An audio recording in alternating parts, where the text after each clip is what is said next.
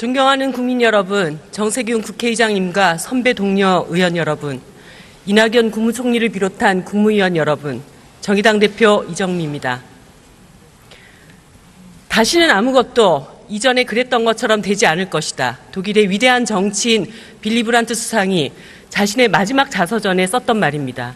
독일 통일의 초석을 놓은 그가 베를린 장벽의 붕괴를 보면서 이 말을 남겼습니다.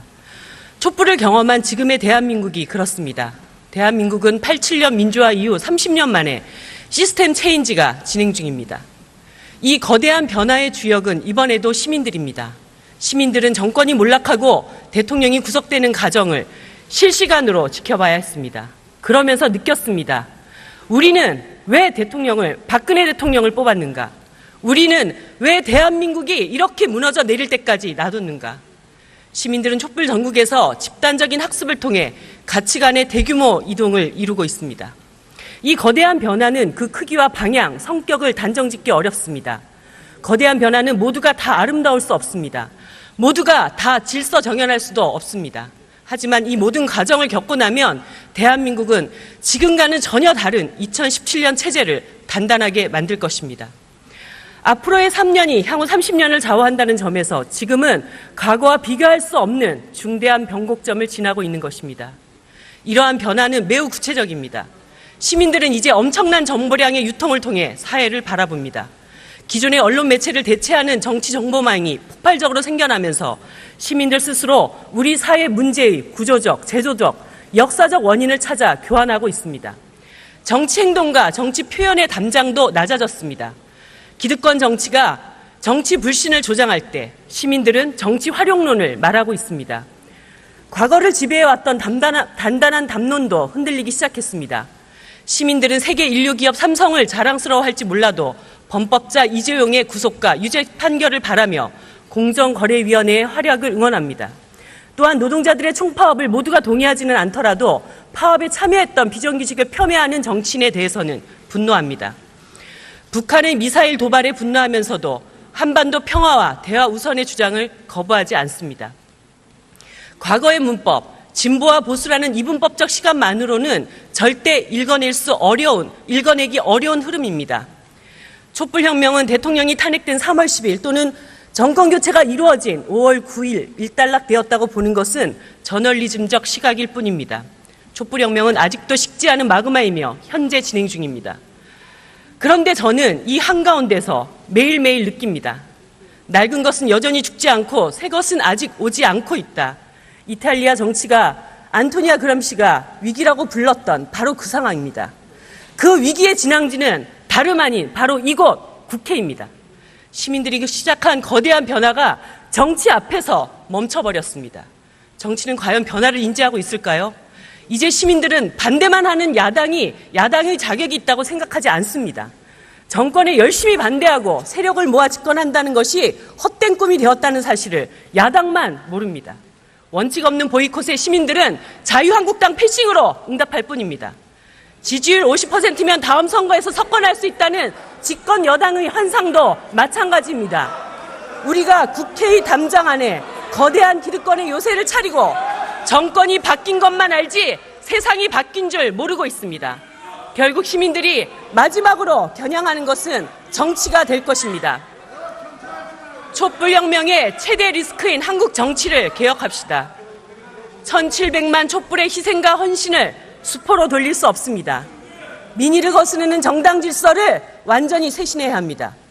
촛불 이전의 낡은 정당 질서는 전면적으로 개혁돼야 합니다. 왜 우리 정치는 대한민국의 모든 것을 바꾸자면서 정치 적폐를 청산하는 것에는 이렇게 소극적입니까? 대한민국 선거제도는 재벌과 중소기업의 원하청 관계만큼이나 불공정한 적폐입니다. 자유한국당의 현재 지지율은 10%에 불과하지만 차지하는 의석은 아직도 37%입니다. 지난 경남도의회 선거에서 새누리당은 59%를 득표하고도 90% 의석을 차지했습니다. 많은 선배 동료 의원 여러분께서 내각제나 이원 집정부제 개헌을 원하고 계십니다. 그러나 국회에 대한 국민의 극단적 불신을 해결하지 못한다면 그런 개헌안은 국민투표에서 부결되고 말 것입니다. 개헌을 정말 원한다면 선거제도를 바꿔서 국회를 정상화해야 합니다. 더불어민주당에게도 당부드립니다. 현행 선거제도를 방치하면 자유한국당의 기사회생과 양당 정치의 부활은 예고된 일입니다. 현재의 안주에 정치 후퇴의 방조자가 될 것입니까? 촛불혁명의 전진과 민주주의 도약이 선거제도 개혁에 달렸습니다. 연동형 비례대표제를 다시 제안드립니다. 정당 지지율과 의석수를 일치시키는 이 개혁이야말로 한국 정당 정치를 정상화하고 무익한 대결 정치를 끝낼 것입니다. 지난주 김동철 국민의당 원내대표께서 정당의 득표율대로 공정하게 의석이 배분될 수 있도록 선거제도를 개혁하자고 말씀하셨습니다.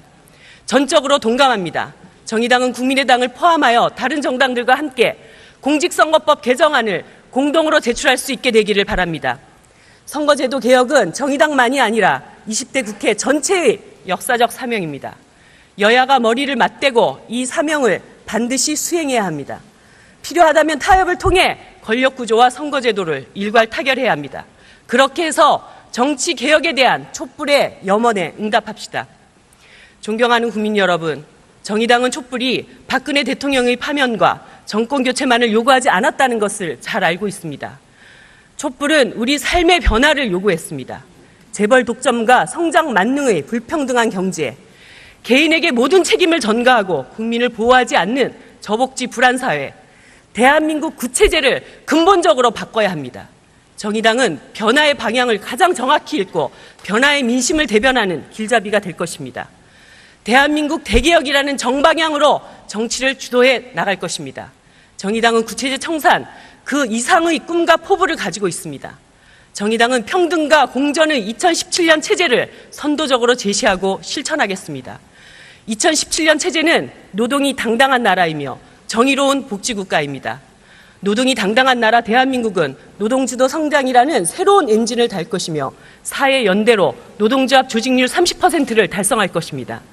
정의로운 복지국가 대한민국은 복지동맹과 조세혁명, 사회적 신뢰를 통한 복지국가로의 체제 전환을 완성할 것입니다.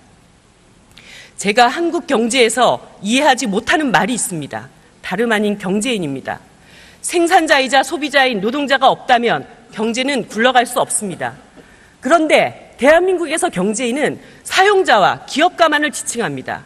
수십 년 대한민국 경제 적폐가 그대로 담긴 말입니다. 더 이상 기업가 사용자만이 경제의 주권자가 될 수 없습니다. 재벌공화국 60년을 뛰어넘어 새로운 한국 경제를 만들어 나갈 주권자는 바로 일하는 사람, 노동자입니다. 이를 위해 정의당은 노동주도 성장을 제안합니다. 전 세계는 이미 새로운 성장 전략을 찾기 시작했습니다. OECD가 포용적 성장이라는 개념을 제시한 지 오래이며 얼마 전 우리나라를 방문한 IMF의 크리스틴 라가르드 총재 또한 성장의 혜택을 강범위하게 공유하는 포용적 성장을 강조했습니다. 성장 초기에는 불평등이 불가피하다는 이른바 낙수 효과로는 성장할수록 불평등이 심화되는 현실 앞에 설득력을 잃었습니다. 소득주도 경제론은 포퓰리즘에 불과하다는 주장이야말로 낡은 것입니다. 정의당은 소득주도 성장에 산업민주주의를 더하여 노동주도 성장을 추진할 것입니다. 경제의 주권자인 노동자가 임금 협상은 물론 경영과 소유에 참여할 때 우리 경제의 새로운 활로는 열릴 수 있습니다. 이를 위해 노동조합을 장려하고 노사협의회를 보완하는 한편 한국형 공동결정제도를 도입해야 합니다.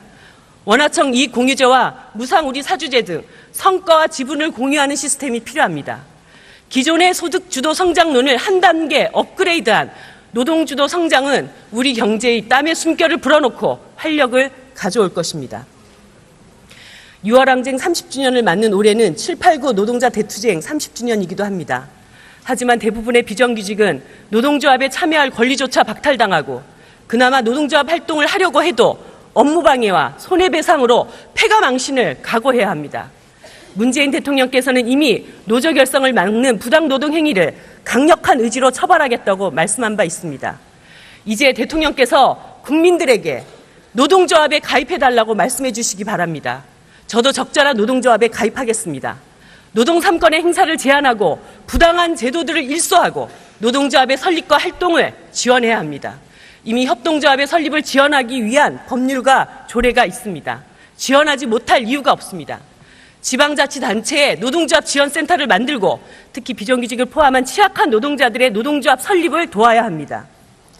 대기업 노동조합 조합원 여러분께도 말씀드리겠습니다. 대기업 노동조합이 현장 교섭에만 몰두하여 어느새 사회적 영향력을 잃어버리고 종이호랑이가 되었습니다. 저는 이러한 상황이 누구보다 안타깝습니다. IMF 때 공장 밖으로 쫓겨나면 삶이 곧 파탄난다는 것을 경험한 데서 나오는 그 두려움을 모르지 않습니다. 하지만 이제 공장이 아니라 사회를 바꾸고 그 두려움을 넘어서야 합니다. 제2의 789 노동자 대투쟁을 시작합시다. 제2의 노동자 대투쟁은 바리케이트를 쌓는 것이 아니라 공장 밖으로 전진하는 투쟁입니다. 단체 협약에 조합원 자녀 우선 채용 조항을 넣는 대신 고용보험료를 더 내고 자녀들이 안전하게 취업을 준비할 기회를 보장합시다. 잔업과 특근 대신 국민연금과 건강보험료를 더 내어서 노후를 준비하고 병원비 걱정을 줄입시다. 이러한 사회연대를 노동운동이 주도할 때 복지국가를 만드는 진짜 강한 노동조합이 될 것입니다. 촛불혁명의 시민동료였던 비정규직, 여성, 청년들이 노동운동에 함께하게 될 것입니다. 조직률은 20%를 돌파하고 30% 시대를 열게 될 것입니다. 노동운동의 사회연대를 정의당은 강력히 지지하고 지원할 것입니다. 아울러 100대 국정과제에서조차 농업 분야가 부실하게 다뤄져 한층 더 주름살이 깊어진 농민들을 위해 정부가 특단의 대책을 마련해 주실 것을 요청드립니다. 저는 문재인 정부의 임기 중에 자살률 지표가 낮아지기를 바란다고 이미 말씀드린 바 있습니다. 세계 최고 수준의 대한민국 자살률은 한 개인이 경제적, 사회적 위험에 처했을 때 얼마나 무기력하며 국가가 얼마나 무심한지를 보여주는 부끄러운 지표입니다. 단언하지만 복지정책 몇 가지를 늘리는 것으로는 OECD 자살률 1위라는 불명예를 벗어날 수 없습니다. 복지국가 체제 전환을 이뤄야만 합니다. OECD 대비 절반에 불과한 복지지출 규모를 늘리는 것은 물론 사회를 전면적으로 바꿔야 가능한 일입니다. 이를 위해 세 가지를 제안합니다. 첫째, 복지동맹을 위해 사회적 대화기구를 확대하고 혁신해야 합니다. 어느 나라도 성실한 노사정 대화 없이 복지국가를 이룬 바 없습니다. 고용관계만이 아니라 사회보험, 조세 등 복지국가 전환 과제들을 논의해야 합니다. 이 대화에 노동자 참여를 보장해야 합니다. 둘째, 조세혁명입니다. 증세 없는 복지라는 대한민국 구체제의 유물과 완전히 결별해야 합니다. 정의당이 대선에서 공약한 대로 사회복지세부터 신설하고 복지국가를 위해 사회 구성원 모두가 기여해야 합니다. 재벌 사내 유보금 과세, 소득세와 부동산 보유세 강화로 조세의 정의를 실현해야 합니다. 이제 과감한 보편 복지 증세로 복지국가 체제 전환을 위한 종잣돈을 마련해야 합니다. 셋째, 신뢰라는 사회적 자본의 형성 없이 복지국가는 없습니다. 유럽 각국의 정책 결정자들은 복지국가에서 가장 중요한 점에 대해 예외 없이 신뢰라고 답합니다. 얼마를 걷느냐가 중요한 것이 아니라 어떻게 쓰겠다는 믿음이 중요합니다. 이제는 세금을 맡겨주시면 복지로 키워 돌려드리겠다는 약속을 하고 실천해야 합니다. 존경하는 선배 동료 의원 여러분, 지난주 교섭단체 대표 연설들을 들으며 저는 마치 전쟁 결의대에 와 있다는 착각이 들 지경이었습니다. 사드를 넘어 다층적 미사일 방어 체제, 심지어 핵무장까지 주장한다면 한반도를 얼마나 큰 화약고로 만들자는 이야기입니까?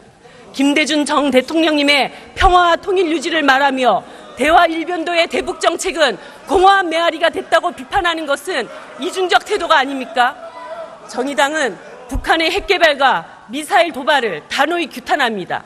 하지만 핵과 미사일 도발이 전쟁 위기로 비하하는 것 또한 용납할 수 없습니다. 정의당은 평화정당으로서 전쟁 반대와 한반도 비핵화라는 양대 원칙을 어느 순간에도 포기하지 않을 것입니다. 우리 국민은 전쟁을 불사하는 군사적 응징도 무장의 균형에서 오는 공포의 평화도 원하지 않습니다. 평화는 무엇보다 우선되는 국익이며 우리의 생존 문제입니다. 대통령 대북사 파견과 사자 혹은 육자회담 재개 등 강대강의 악순환을 끊기 위해서 대화가 즉시 시작되어야 합니다. 트럼프 대통령 당선 이후 한미동맹은 이윤동맹으로 변질되고 있습니다. 모든 것을 세 부대에 담는 촛불시대에 왜 우리 외교는 낡은 동맹에만 얽매여 있습니까? 전쟁을 부추기고 무기를 팔아넘기며 굴종을 요구하는 동맹이라면 변화해야 합니다. 동맹의 맹신이 아니라 동맹의 혁신이 우리의 길입니다. 탈핵은 시대 정신입니다. 머리 위에 이고 사는 핵은 안 되고 옆구리에 끼고 사는 핵은 된다는 것은 자가당착입니다. 신고리 오륙호기 중단은 더 이상 물을 것도 따질 것도 없습니다. 이미 원전 24기가 생산하는 전력은 남아 돌고 있습니다. 24기 중 8기가 정비나 고장으로 가동이 멈춰도 전력 공급 예비율이 충분한 상황입니다. 여기에 원전을 더 지을 이유가 없습니다. 대통령께서 대선 공약대로 탈핵 시대를 선언하는 게 불과 석 달 전입니다. 그런데 공약을 비틀어 공론화위원회에 공을 넘겼습니다. 지금 우리가 공론화시킬 것은 신고리 오륙호기가 아니라 원전 제로와 탈핵입니다. 국민의 총의를 모아가기 위해서라면 언제 어떤 방식으로 완전 탈핵을 실현할지 국민투표를 실시하면 됩니다. 정의당은 이러한 공론화를 위해 국회 안에 에너지전환위원회를 설치할 것을 제안합니다.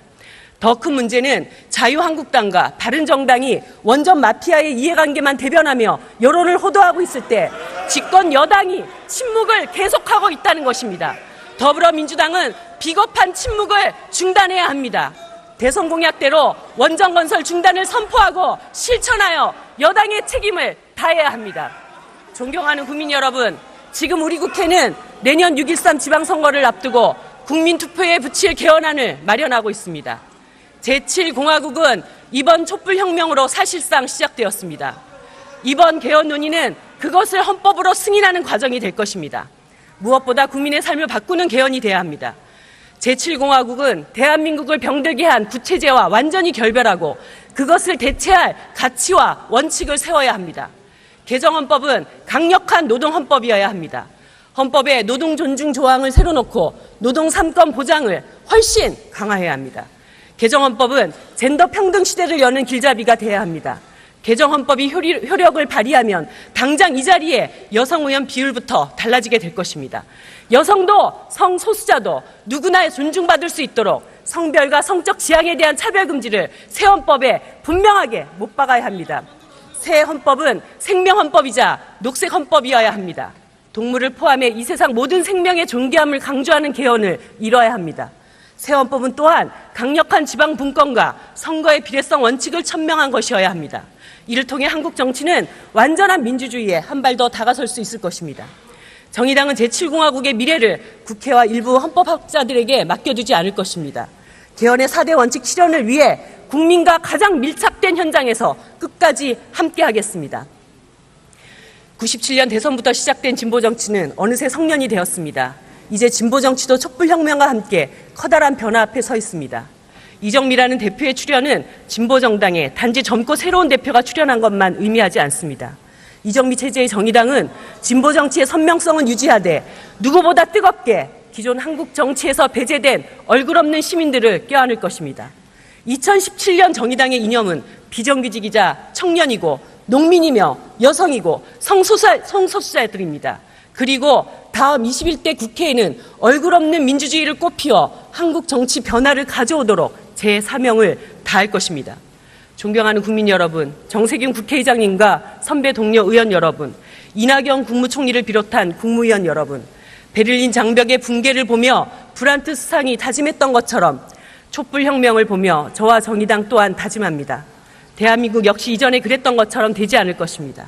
다시는 돈도 실력이라는 말 앞에 청년들이 좌절하는 일이 없어야 합니다. 정경유착과 재벌공화국은 역사책에만 실리는 말이 되어야 합니다. 어디서 태어나든 성별이 무엇이든 누구나 일한 만큼 당당히 대접받는 새로운 대한민국은 강자에게는 정의롭고 약자의 권리는 지켜줄 것입니다. 정의당이 그렇게 되도록 할 것입니다. 정부가 개혁에서 물러나려 한다면 정의당의 노란색은 경고등이 될 것입니다. 사회 경제적 약자들과 함께하는 현장에서는 정의당의 노란색은 그들을 포옹하는 따뜻한 색이 될 것입니다. 정의당은 단 한순간도 촛불 민심을 잊지 않고 국민 여러분과 함께 새로운 대한민국을 향해 나아갈 것입니다. 감사합니다. 존경하는 국민 여러분, 정세균 국회의장님과 선배 동료 의원 여러분, 이낙연 국무총리를 비롯한 국무위원 여러분, 정의당 대표 이정미입니다. 다시는 아무것도 이전에 그랬던 것처럼 되지 않을 것이다. 독일의 위대한 정치인 빌리 브란트 수상이 자신의 마지막 자서전에 썼던 말입니다. 독일 통일의 초석을 놓은 그가 베를린 장벽의 붕괴를 보면서 이 말을 남겼습니다. 촛불을 경험한 지금의 대한민국이 그렇습니다. 대한민국은 87년 민주화 이후 30년 만에 시스템 체인지가 진행 중입니다. 이 거대한 변화의 주역은 이번에도 시민들입니다. 시민들은 정권이 몰락하고 대통령이 구속되는 과정을 실시간으로 지켜봐야 했습니다. 그러면서 느꼈습니다. 우리는 왜 박근혜 대통령을 뽑았는가? 우리는 왜 대한민국이 이렇게 무너져 내릴 때까지 놔뒀는가? 시민들은 촛불 전국에서 집단적인 학습을 통해 가치관의 대규모 이동을 이루고 있습니다. 이 거대한 변화는 그 크기와 방향, 성격을 단정짓기 어렵습니다. 거대한 변화는 모두가 다 아름다울 수 없습니다. 모두가 다 질서 정연할 수도 없습니다. 하지만 의 문법, 진보와 보수라는 이분법적 시간만으로는 절대 읽어내기 어려운 흐름입니다. 촛불혁명은 대통령이 탄핵된 3월 10일 또는 정권교체가 이루어진 5월 9일 일단락되었다고 보는 것은 저널리즘적 시각일 뿐입니다. 촛불혁명은 아직도 식지 않은 마그마이며 현재 진행 중입니다. 그런데 저는 이 한가운데서 매일매일 느낍니다. 낡은 것은 여전히 죽지 않고 새 것은 아직 오지 않고 있다. 이탈리아 정치가 안토니아 그람시가 위기라고 불렀던 바로 그 상황입니다. 그 위기의 진앙지는 다름 아닌 바로 이곳 국회입니다. 시민들이 시작한 거대한 변화가 정치 앞에서 멈춰버렸습니다. 정치는 과연 변화를 인지하고 있을까요? 이제 시민들은 반대만 하는 야당의 자격이 있다고 생각하지 않습니다. 정권에 열심히 반대하고 세력을 모아 집권한다는 것이 헛된 꿈이 되었다는 사실을 야당만 모릅니다. 원칙 없는 보이콧에 시민들은 자유한국당 패싱으로 응답할 뿐입니다. 지지율 50%면 다음 선거에서 석권할 수 있다는 집권 여당의 환상도 마찬가지입니다. 우리가 국회의 담장 안에 거대한 기득권의 요새를 차리고 정권이 바뀐 것만 알지 세상이 바뀐 줄 모르고 있습니다. 결국 시민들이 마지막으로 겨냥하는 것은 정치가 될 것입니다. 촛불혁명의 최대 리스크인 한국 정치를 개혁합시다. 1700만 촛불의 희생과 헌신을 수포로 돌릴 수 없습니다. 민의를 거스르는 정당 질서를 완전히 쇄신해야 합니다. 촛불 이전의 낡은 정당 질서는 전면적으로 개혁돼야 합니다. 왜 우리 정치는 대한민국의 모든 것을 바꾸자면서 정치 적폐를 청산하는 것에는 이렇게 소극적입니까? 대한민국 선거제도는 재벌과 중소기업의 원하청 관계만큼이나 불공정한 적폐입니다. 자유한국당의 현재 지지율은 10%에 불과하지만 차지하는 의석은 아직도 37%입니다. 지난 경남도의회 선거에서 새누리당은 59%를 득표하고도 90% 의석을 차지했습니다.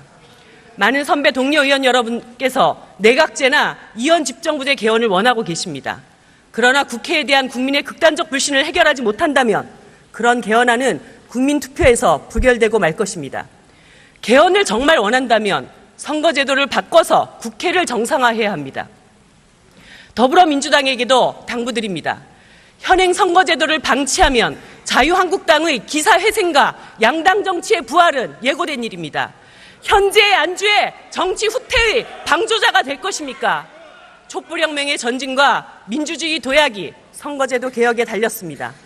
연동형 비례대표제를 다시 제안드립니다.